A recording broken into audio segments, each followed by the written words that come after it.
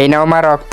আমাদের বাড়িতে আমাদের চাচা আসতেছে, কিন্তু আমাদের চাচা যেন না জানে যে তুমি রক্ত খাও। আচ্ছা ঠিক আছে, যাক আমরা তো অনেকদিন পর স্কুলে ছুটি পেলাম। হ্যাঁ, আরে চাচি আম্মা দেখো না, আমি চলে এসেছি।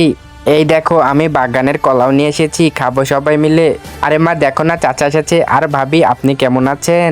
হ্যাঁ আমি এখনই ভালো আছি। আরে আপনার সব খাবার খেয়ে শুয়ে পড়ো, এখনই আমরা এখানে শোবো, তোমরা এখানে শোবো। আচ্ছা।